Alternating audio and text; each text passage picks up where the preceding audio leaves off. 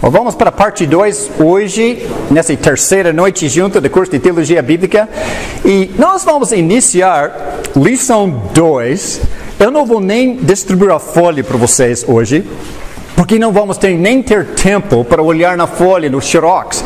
Mas o que eu vou apresentar para vocês, eu dei para vocês na primeira noite, naquela linha de tempo, é só olhar no verso. Nós não fizemos o verso. Eu vou fazer o verso hoje à noite. Nós vamos fazer, como vocês estão vendo no quadro branco, outra linha de tempo. E esta linha de tempo é um pouquinho diferente. A primeira linha de tempo, nós começamos em Gênesis. E nós andamos toda a história humana até o Apocalipse, cerca de 100 anos depois de Cristo. O que eu quero fazer hoje é começar com Cristo e andar até 2020, onde estamos hoje, e simplesmente olhar na história humana. Eu quero mostrar a história religiosa dos últimos 2000 anos. Este é o nosso alvo. Hoje, existem muitas autoridades religiosas. Muitas autoridades religiosas. As pessoas estão escutando pessoas diferentes, ou fontes de informações diferentes. Um diz, eu escuto este. Outro diz, eu escuto este. Eu escuto aquela. E se alguém diz, eu escuto a aula na escola da Bíblia, eu fico, por favor, não me escuta. Por favor. Não coloque meu nome numa placa. Não me exalte. Não me cita. Eu só quero que você cite a Bíblia. Estou na escola da Bíblia, não escola de aula, na escola da Bíblia.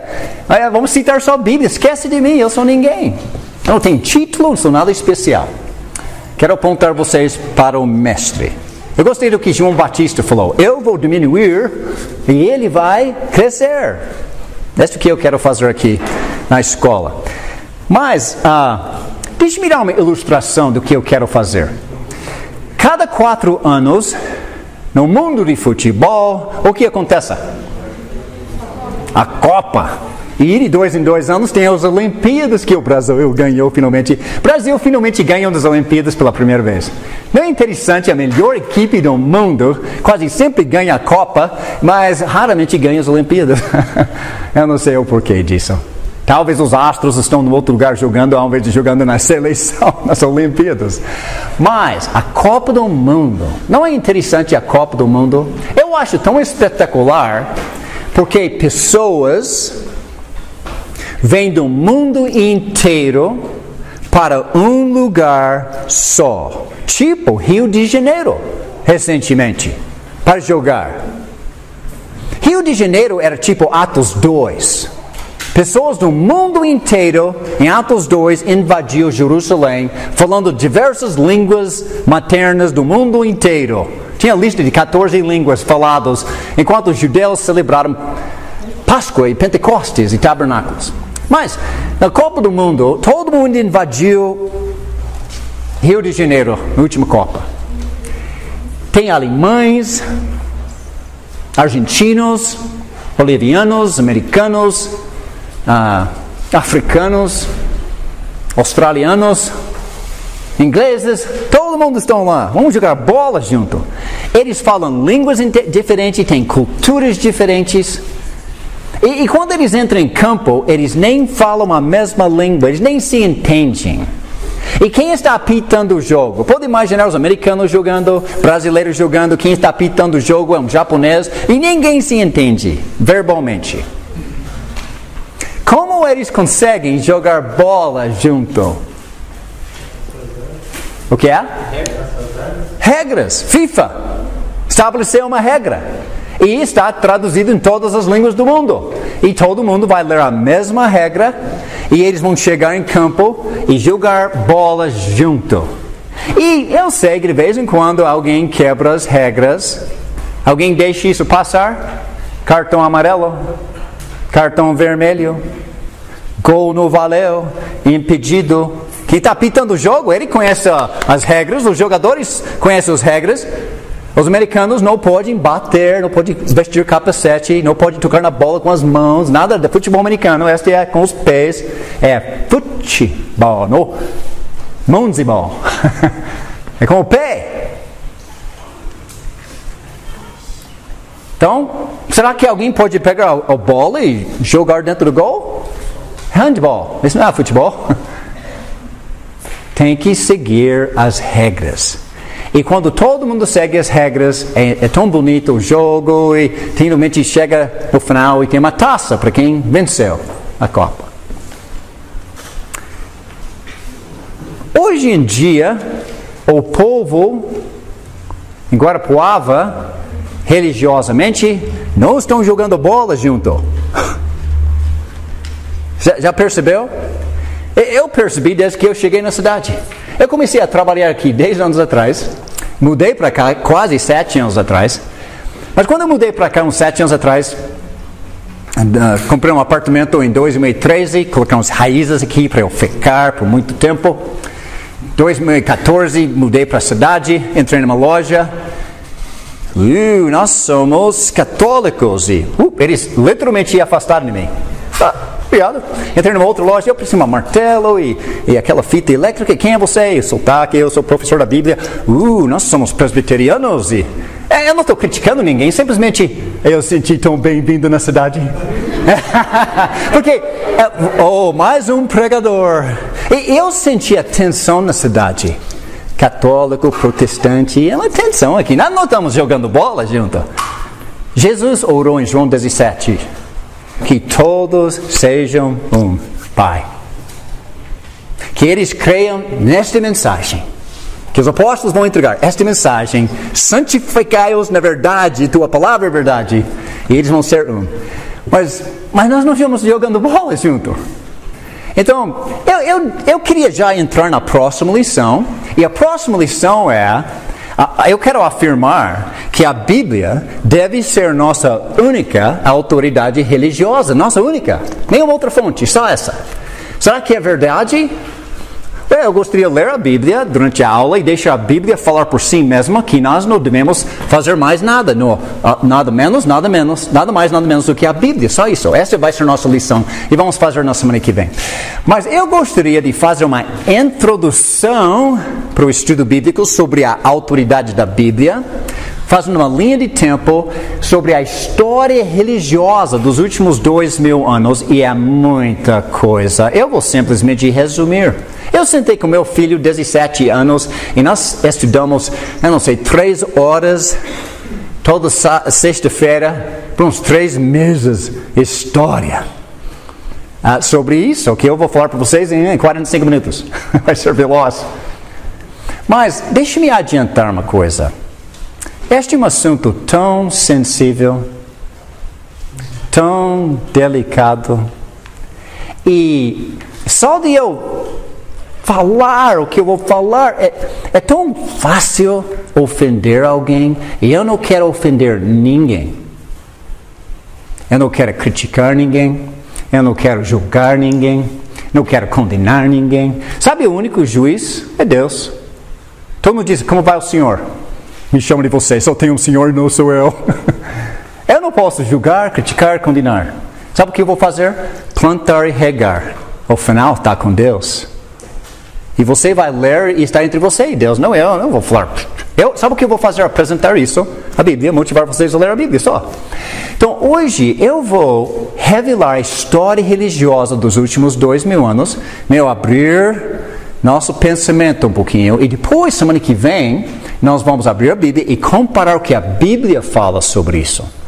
Esse é o nosso alvo. Então, enquanto estou ensinando, já ore por mim.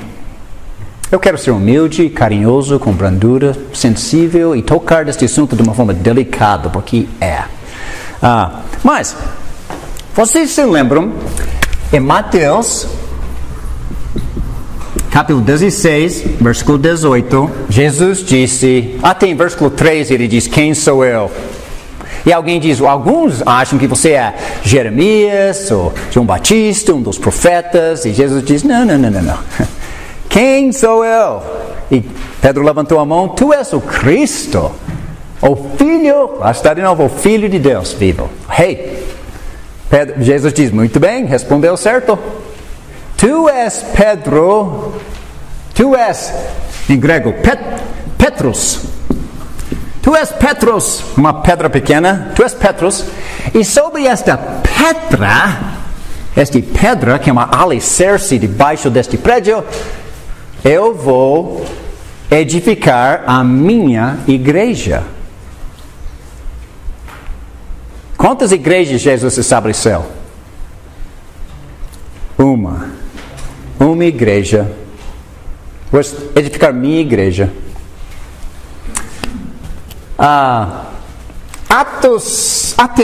Desde que estamos em Mateus, capítulo 13, ele falou aquela parábola do semeador.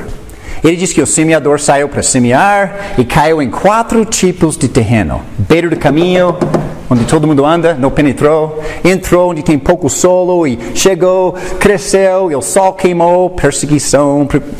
E entrou naquela solo que tem espinhos e cresceu junto e sufocou as preocupações e riquezas e tudo menos o que Deus quer. E caiu na boa terra e cresceu e deu fruto.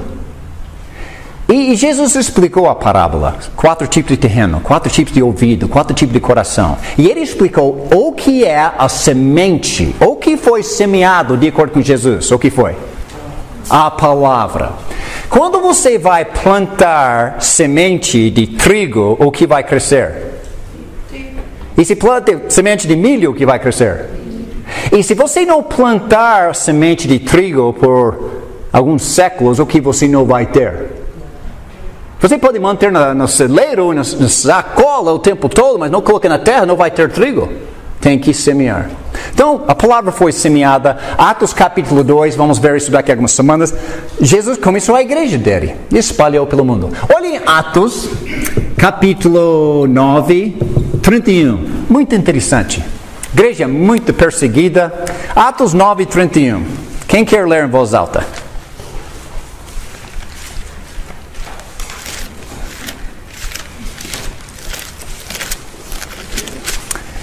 Eu! Atos 9, 31. Assim, pois, as igrejas em toda a Judéia e Galiléia e Samaria tinham paz, e eram edificadas, e se multiplicavam, andando no temor do Senhor e consolação do Espírito Santo. Interessante que colocou no plural lá, quando em grego é singular.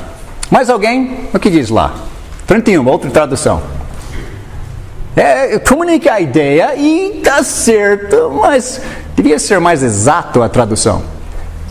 A igreja passava por um período de paz em toda a Judéia, Galiléia e Samaria. Ela ficava e encorajada pelo Espírito Santo, crescia em número, vivendo no temor do Senhor. A igreja, singular, uma só. A igreja passava por um período de paz em toda a Judeia, Galileia, Samaria. A igreja tinha, esta tradução, as igrejas, tinha mais do que uma congregação, mas era uma igreja só. Eu sei que de vez em quando, tipo Romanos 16 diz, as igrejas de Cristo vos saúdam. Eu sei, algumas vezes fala as igrejas, mas está falando de congregações. Tinha uma congregação em Curitiba, e uma em Cascavel, e Guarapuava, as igrejas, mas está falando a igreja singular. Só existe uma.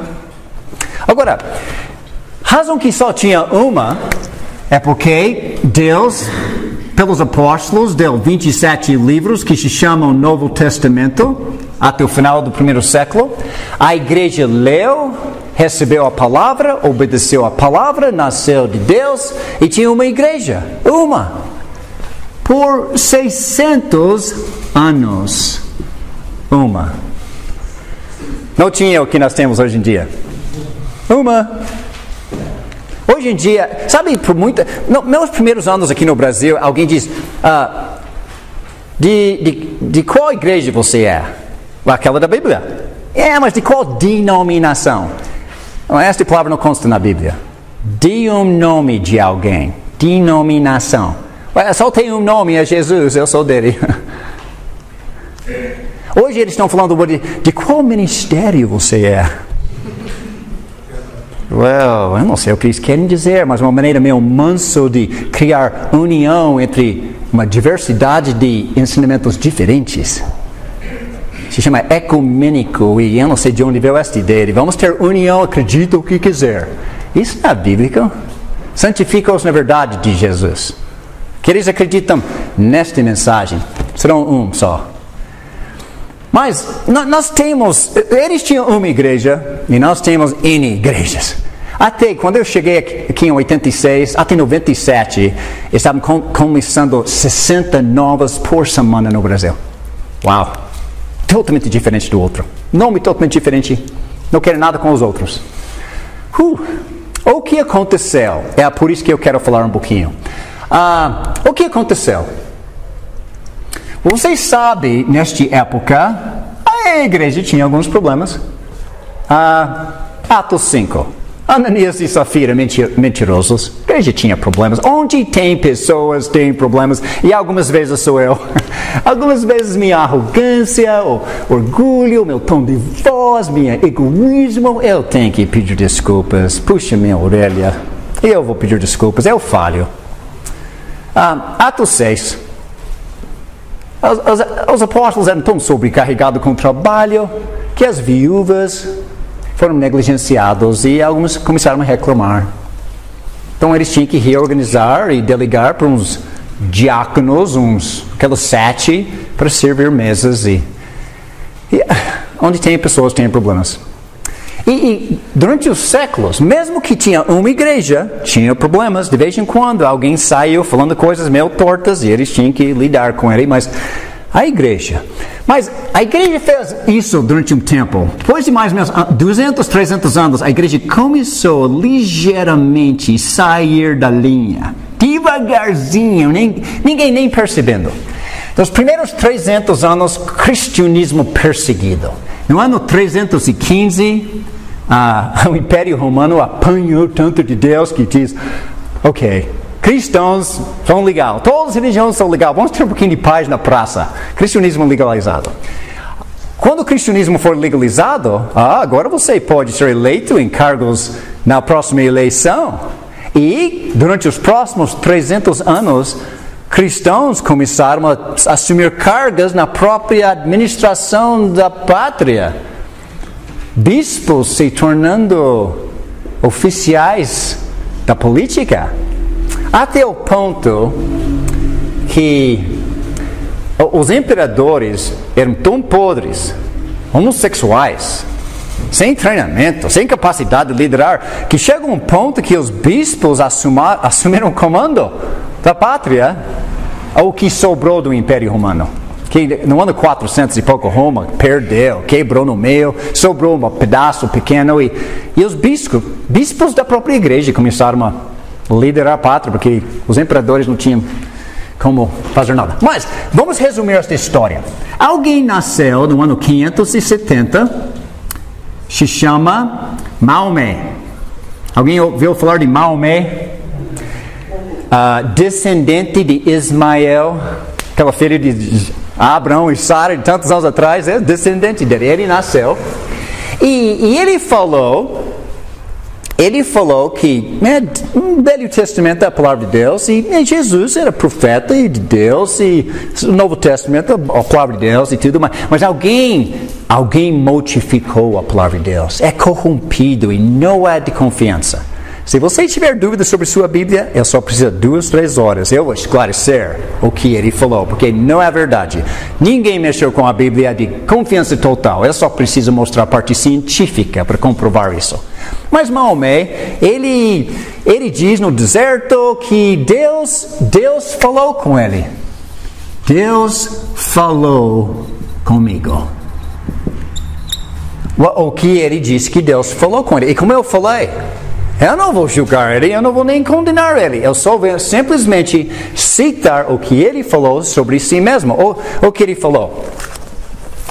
Este livro, Alcorão, ele diz que Deus falou com ele e ele escreveu este livro.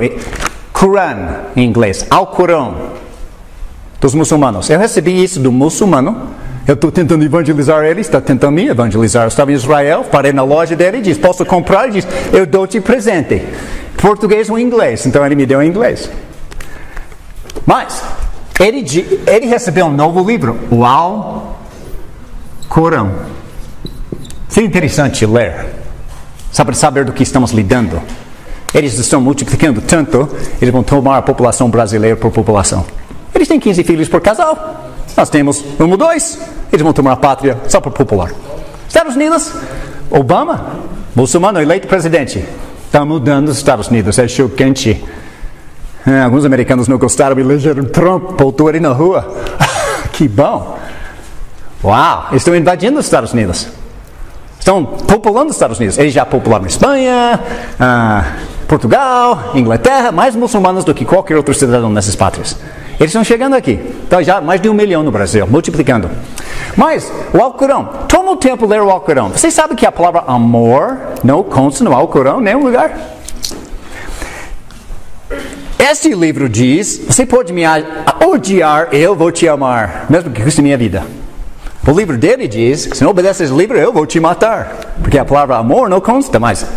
Eu não sou juiz deles, Deus é, mas alguma coisa diferente da Bíblia foi colocada na praça. Passou um tempo, até ele nasceu aqui, ele recebeu a revelação dele em 610. Este é quando veio a revelação. Agora, neste ínterim, o cristianismo está com problemas, a Bíblia está sendo negligenciada, e no ano 590, tinha um bispo da igreja, como ele se chama? Deixa-me refrescar minhas memórias. Gregory. E ele simplesmente assumiu a pátria, liderando. Em 607, o próximo Papa era eleito Bispo Universal. O Papa chama Bonifácio III.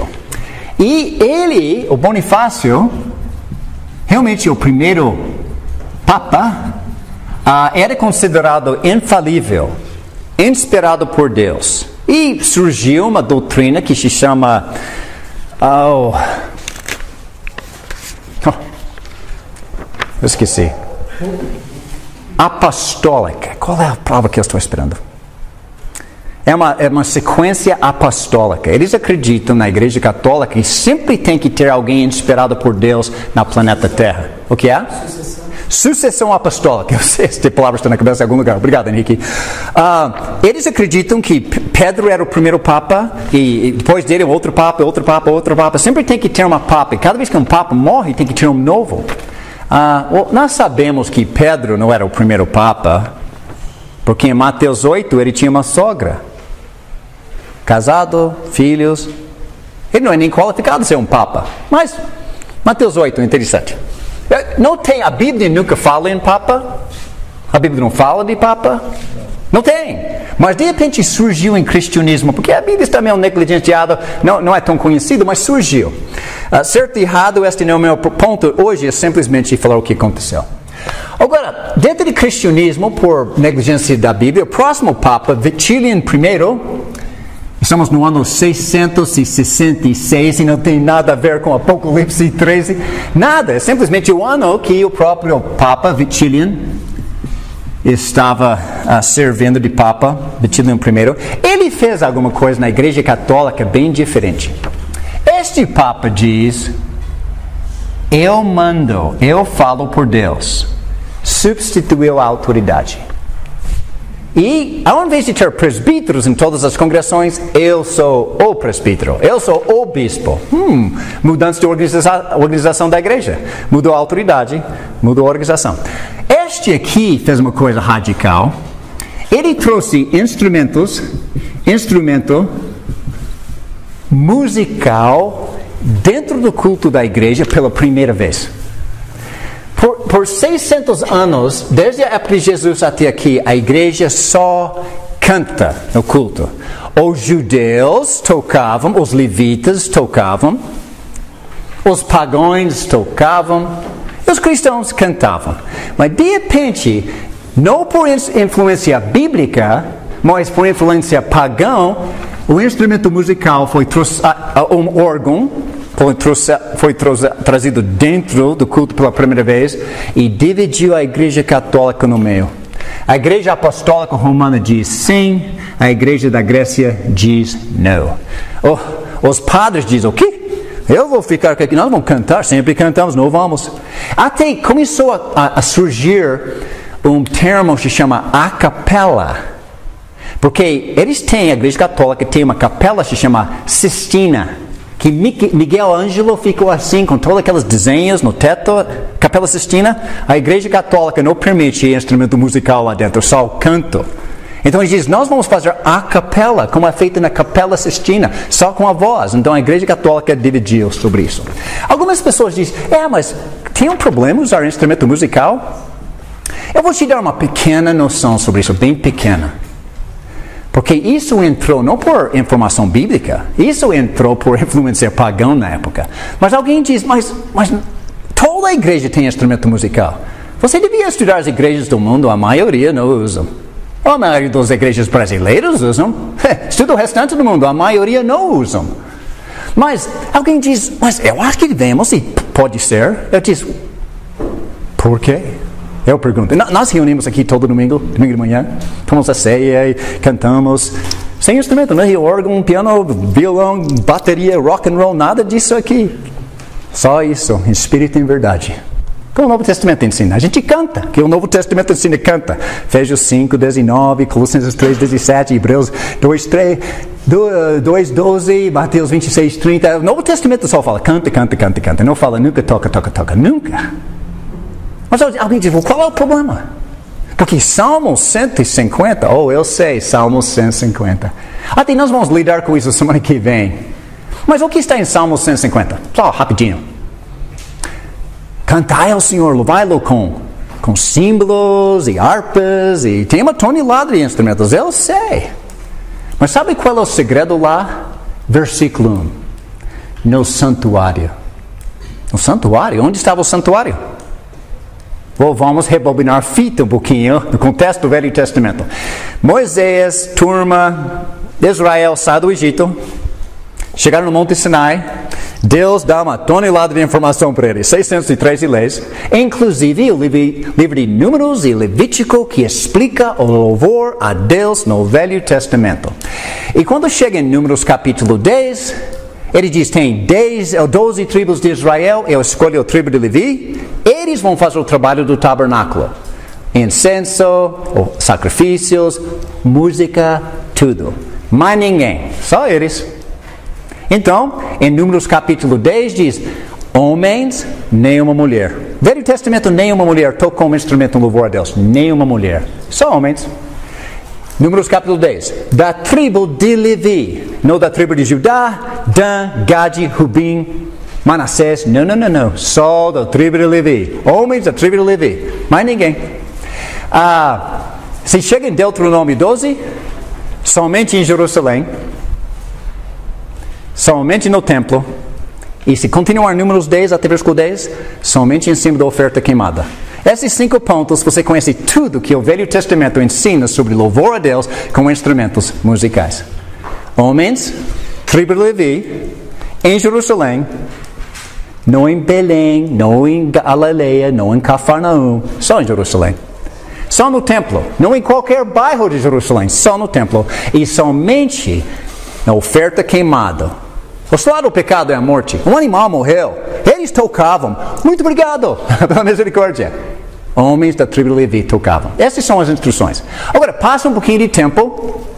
Você encontra rei Saul. Primeiro rei. Nós queremos um rei. Rei Saul foi dado. E daqui a pouco, rei Saul, que é da tribo de Benjamim, impaciência sobre a oferta, Samuel, levita, não chegou. Então ele oferece o sacrifício no lugar dos levitas. O que Deus fez? Arrancou o reino dele e deu para jovem Davi. Agora Davi é rei. O que Davi vai fazer? Exatamente o que a palavra disse. Agora nós sabemos que rei Davi tocava o violão para rei Saul, para acalmar o espírito dele. Ele não estava adorando a Deus. Você nunca encontra Davi em nenhum lugar nas escrituras louvando a Deus com uma harpa. Eu sei que nos filmes evangélicos você encontra ele cantando Salmos 23, tocando uma harpa. Eu sei os filmes. Eu estou falando da Bíblia. Eu sei o que os evangélicos e protestantes. Eu estou falando que a Bíblia ensina. E você nunca encontra Davi tocando um instrumento em louvor a Deus. Sabe por quê? Ele é da tribo de Judá. não da tribo de Levi. E se ele tivesse feito, Deus ia arrancar o reino dele como arrancou de rei Saul. Sabe o que Davi fez? Ele escreveu Salmos. E se você ler a 1 Crônicas 25 e 29 e entra em 2 Crônicas, você vai ver que Davi escreveu Salmos para ser tocado com instrumentos. Ele deu para os homens levitas para fazer isso em Jerusalém, no tabernáculo, quando a oferta é queimada. É isso que aconteceu. Agora, nós sabemos que o reino dividiu, Israel foi desobediente e levado para a Síria, o sul ficou obediente, Judá por um tempo, finalmente da desobediência foram levados para cativeiro na Babilônia. Leia Salmos 42 e 43. Como um servo anseia pelas águas, minha alma. É um levita falando, eu quero voltar para Jerusalém e adorar o Senhor, eu não posso. Saudade do louvor do templo. Leia Salmo 137. Em pleno Babilônia cativeiro, os babilônios falaram, toque para nós. Os levitas dizem, não, cidade errada, nós penduramos nossas harpas. E eles penduraram por 70 anos, porque não estavam na cidade errada. Pérsia dominou o mundo. Estamos de volta na terra prometida, debaixo da Pérsia. E Zacarias, Malaquias, Esdras, Neemias estão lá reconstruindo o templo. E quando os alicerces foram colocados, muros começando, Esdras diz, levitas toca. E os homens levitas em Jerusalém, no templo, na oferta queimada, começaram a tocar pela primeira vez em 70 anos. Velho Testamento fecha. Passa 400 anos, Deus está quieto, até Jesus nasce. O que acontece nos 400 anos? Pérsia cai, Grécia domina, Grécia cai, Roma domina. Daqui a pouco, as sinagogas aparecem entre os testamentos. O Velho Testamento não fala em sinagoga, mas aparece os judeus quebrando galho de ter reuniões, guardar o sábado. Pleno primeiro século, sinagogas e judaísmo, fariseus, essênios, sacerdotes, escribas, judaísmo está tudo dividido e torta. Mas uma coisa era clara, depois de ser cativeiro na Babilônia, não vamos profanar mais o sábado. Judeus dizem, nós vamos guardar o sábado, nada mais de idolatria. E nós vamos fazer o que a lei fala sobre louvor. E você encontra em todo Mateus, Marcos, Lucas e João, levitas em Jerusalém, homens somente, tocando instrumentos na oferta queimada somente. Jesus aparece. Jesus instituiu a ceia do Senhor. E depois de, este é meu pão, este é meu sangue, o cálice, comeu. Mateus 26:30 diz que eles saíram e cantaram um hino. Jesus só cantou. Jesus jamais ia tocar um instrumento de louvor a Deus. Sabe por quê? Ele é da tribo de Judá. E se ele fizesse, não podia ser nosso Salvador. Eu quero que vocês pensem nisso. Porque a igreja começou por 600 anos cantando e alguém adicionou alguma coisa no culto e dividiu o catolicismo pelo meio. Interessante, né? Só uma observação. Vamos pular um pouquinho.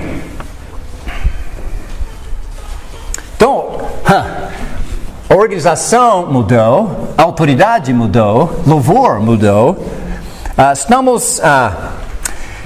1184 já está acontecendo a Inquisição. Sabe o que aconteceu em 638? Os muçulmanos atacaram a terra prometida e massacraram os católicos. Massacraram homem, mulher, crianças, era feio. E os católicos, meio impedidos, não podiam fazer muito. Mas passam uns 500 anos, crescendo força, tendo muitos bebês, a Inquisição, as Cruzadas, 1200. Os católicos enviaram tropas com a cruz aqui e massacraram os muçulmanos. Inquisição.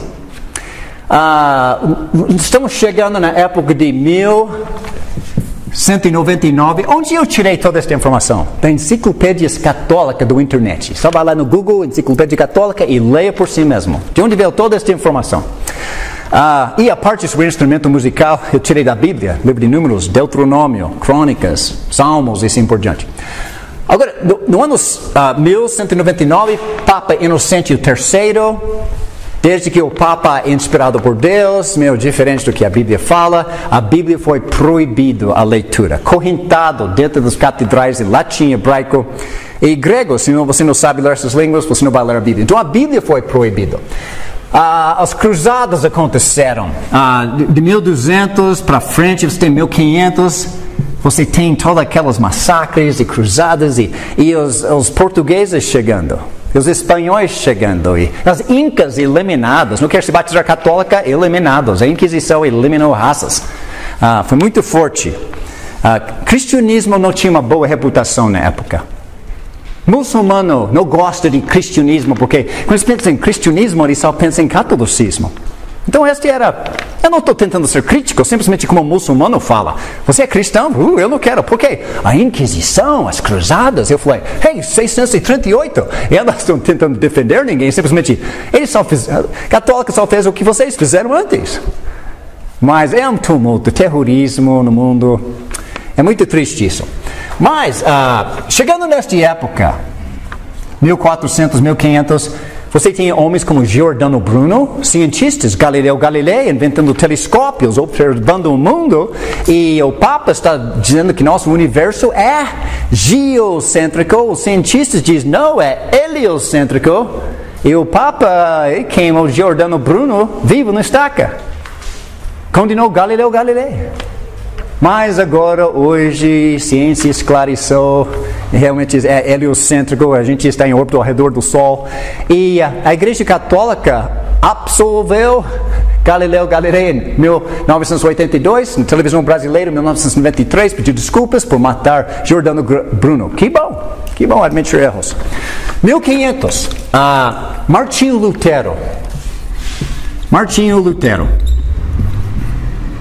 Ele, um padre da Igreja Apostólica Romana, lendo a Bíblia, diz algo está errado. E ele viu uma coisa que se chama a venda de indulgências. E eu sei que eu estou falando meio rápido, e se você não consegue anotar tudo, manda um e-mail, eu mando tudo isso palavra por palavra no seu e-mail. Mas, na época, o catolicismo estava vendendo perdão. Entre os testamentos, Velho Testamento fechou, tem 400 anos de silêncio, Novo Testamento começa. Entre os testamentos, aqueles livros de 1º e 2º Macabeus, Judite, Baruque e outros foram escritos. E dentro desses livros, tem uma batalha onde Grécia esmagou os judeus e alguém registrou que nós apanhamos hoje e fomos no campo de batalha limpando os corpos para sepultar e um ídolo caiu no chão. Ele diz, nosso irmão morreu em idolatria, vamos orar por ele. E por causa daquela frase, num livro não inspirado, foi desenvolvido a doutrina de purgatório. Quando alguém morre, vamos fazer missas e orar, vamos acender velas e orar pelos mortos. Não existe na Bíblia em nenhum lugar isso.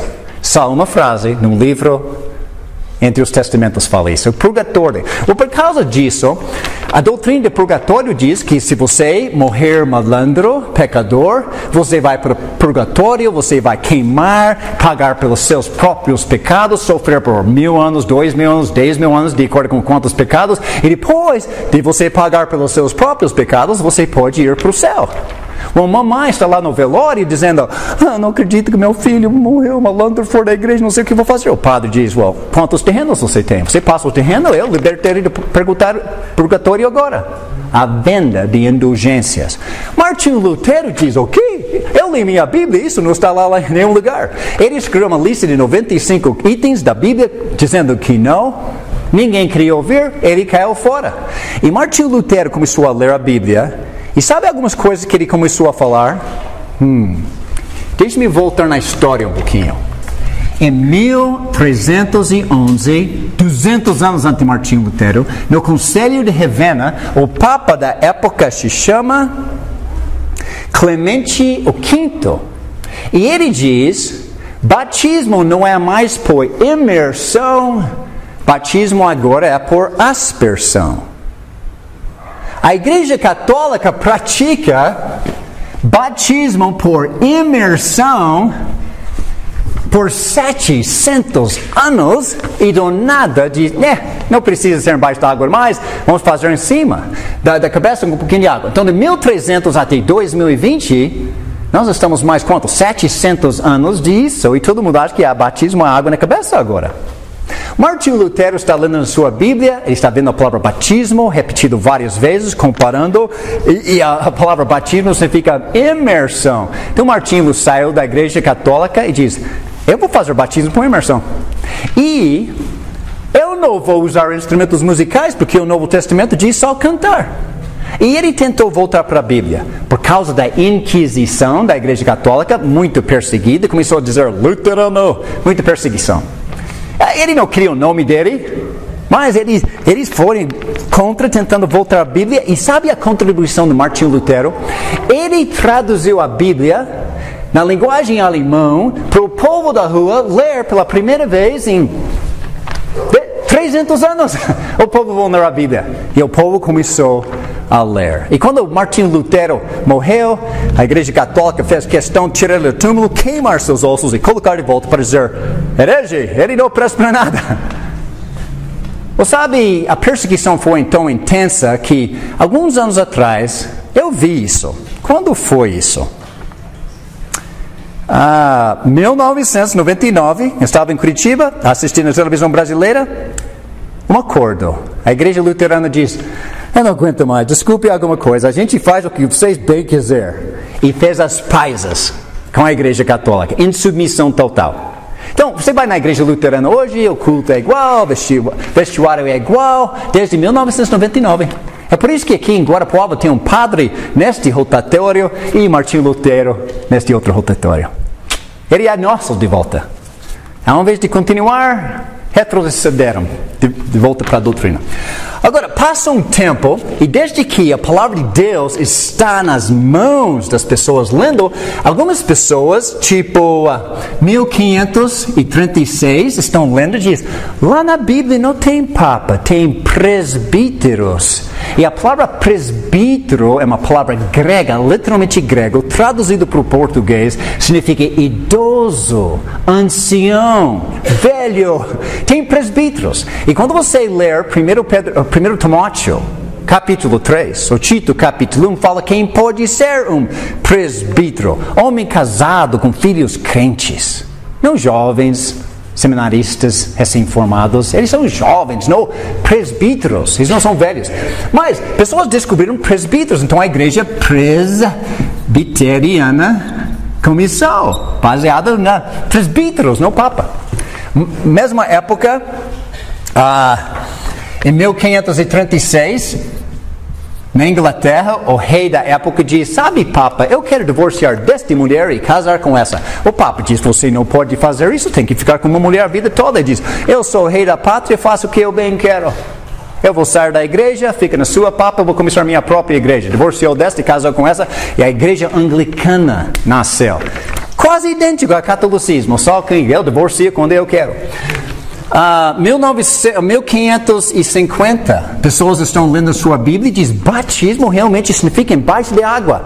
E começou os anabatistas, baseado em verdade. Depois de criar seus filhos sem batismo de criança, só batizando adultos, depois de um tempo, Ana caiu fora e é simplesmente batistas. E sabe o que é interessante sobre presbiteriana, batista? Todos eles só cantam, nada de tocar instrumento musical, nada. João Calvino diz, jamais.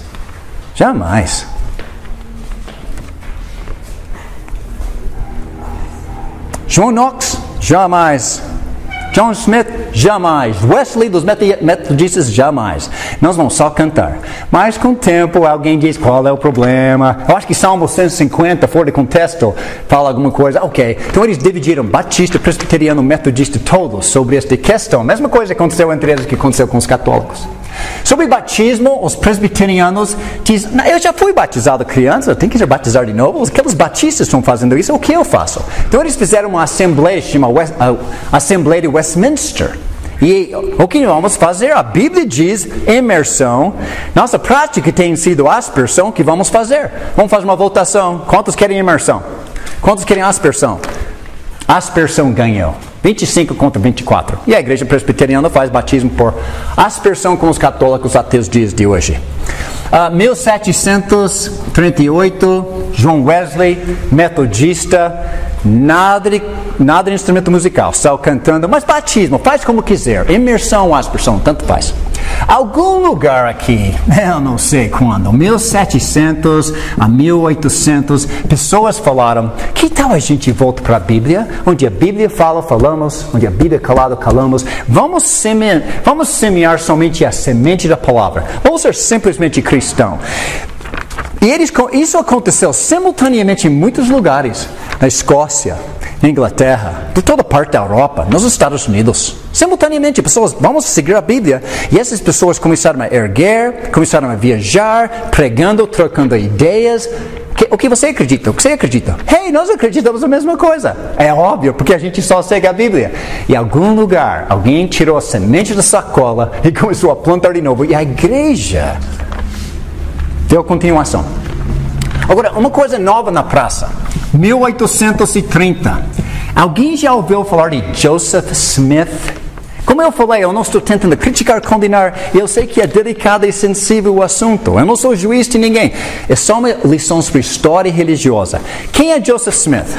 Joseph Smith, um jovem, foi na floresta e ele diz que Deus falou com ele.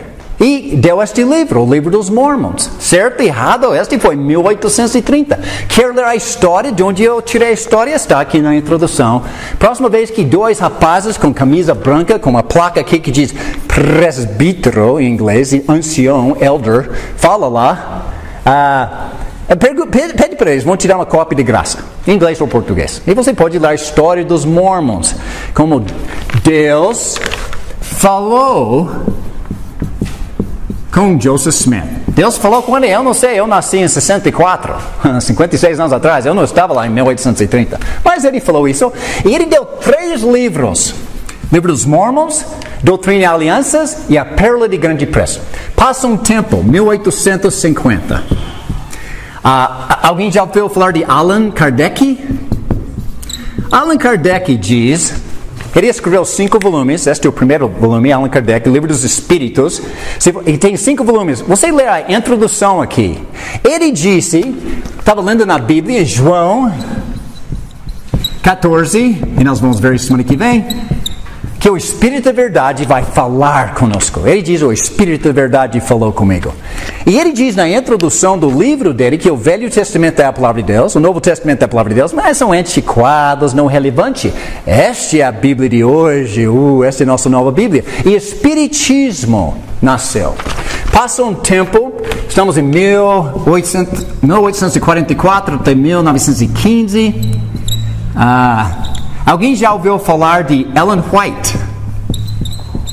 Ellen White, você pode ir no Google, como eu fiz, bate no Google Ellen White e ver o que aparece. E eu tirei a informação do Google.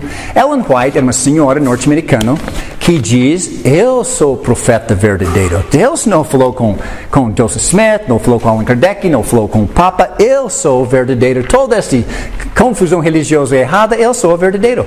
Ela diz no Google, no site lá da Igreja Adventista do Sétimo Dia, que Deus falou com ela 2.000 vezes e ela não escreveu um livro, ela escreveu 49 livros inspirados por Deus. Ela diz Deus falou com ela. 1874, alguém já ouviu falar de Charles Russell?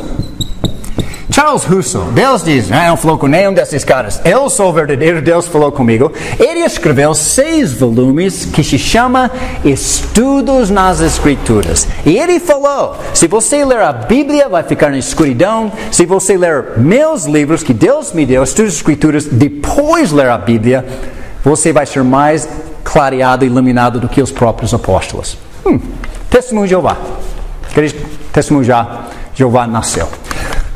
Passa um tempo. Quem está certo, quem está errado? Esse não é o meu ponto. O meu ponto é história religiosa. Nós fomos de uma igreja para a nossa situação hoje. Próxima coisa. Nosso tempo está acabando. 1910. Eu estou quase terminando. 1910. Vai no Google e aperte lá a tecla lá, Agnes Ozman. Ela não era única. É um exemplo entre uns 10 ou 15. Mas Agnes Ozman está lá no livro de Atos, lendo, e diz, línguas batidas com o Espírito Santo, Deus falando conosco, fazendo milagres. Ela diz, nós não temos nada disso na igreja. Então ela começou a jejuar, e buscar, e clamar, e finalmente ela diz que, o que você acha que Deus falou? Deus falou comigo. E nasceu nesta época a primeira igreja pentecostal. Não existia antes. Eu sei que a igreja começou no dia de Pentecostes em Atos capítulo 2, eu sei disso.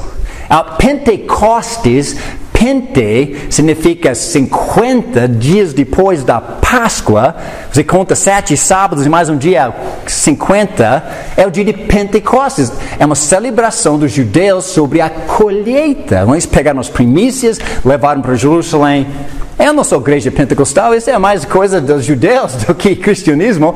Mas a igreja pentecostal nasceu. Mas Agnes Ozman ensinou uma coisa bem diferente. Charles Russell, Ellen White, Allan Kardec, Joseph Smith, Maomé, o Papa, eles ensinam uma coisa bem diferente. Sabe o que ela ensinou? Deus pode falar com todos nós. Todos nós. Isso causa uma coisa, porque um pastor pentecostal diz Deus falou isso, outro pastor pentecostal falou isso, e pentecostalismo começou a dividir por toda parte.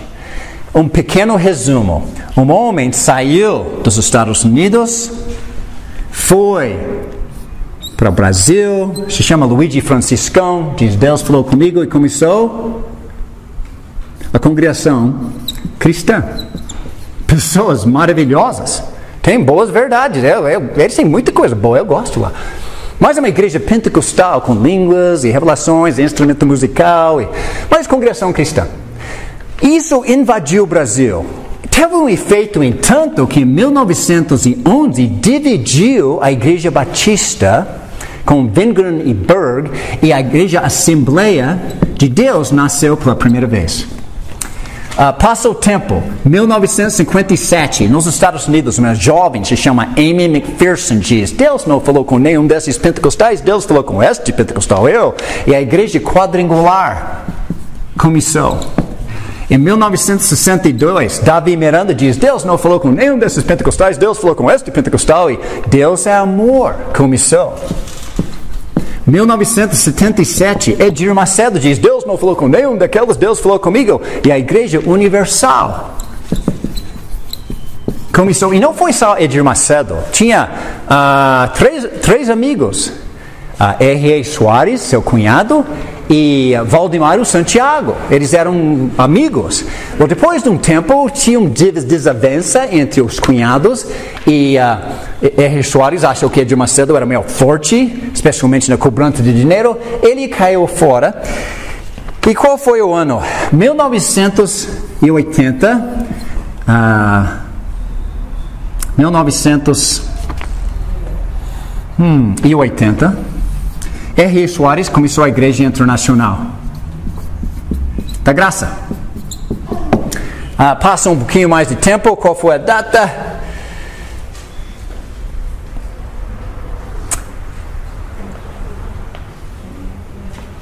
Eu preciso de óculos. 1998. Valdemar Santiago encheu de Edir Macedo e caiu, começou a Igreja Mundial. E tem muitos outros. Abba, Sara Nossa Terra, Renascer, Templo de Davi.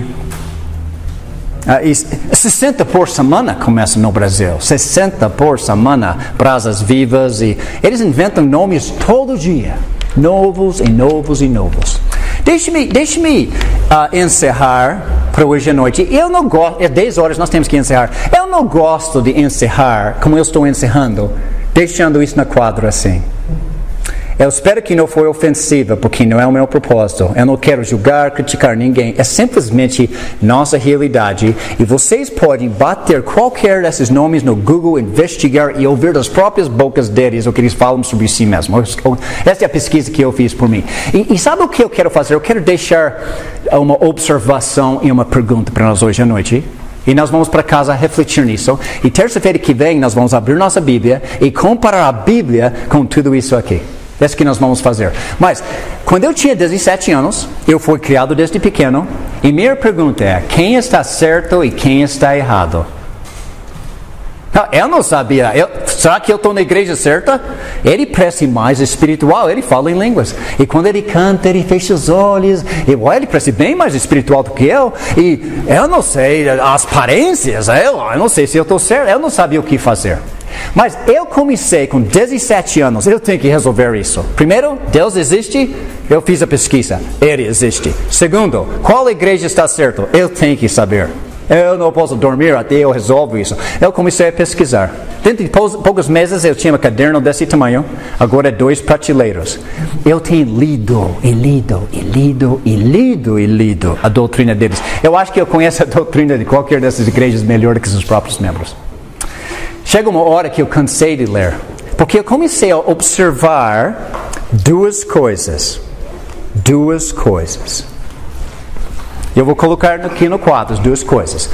Comum entre a maioria, nem todos, mas a maioria. Número 1. Eles dizem que Deus falou, ou fala, com seu fundador, seja qual for. Deus nunca falou comigo, Deus pode falar conosco, ela tinha pergunta mesmo. Todo mundo está dizendo que Deus fala com eles. E a segunda coisa que eles têm em comum, eles carregam a mesma Bíblia. A mesma Bíblia. Eles carregam. Pode ir em qualquer igreja, seja protestante, pentecostal, evangélico, católico, não importa, todos carregam a mesma Bíblia. E eu com 17 anos pensei, eu acho que este é o problema, mas eu não tenho certeza. Mas desde que todos eles carregam a mesma Bíblia e acreditam que a Bíblia é a palavra de Deus, eu vou ler isso e ver o que a Bíblia fala sobre si mesma. E este vai ser nosso estudo da semana que vem. É chocante.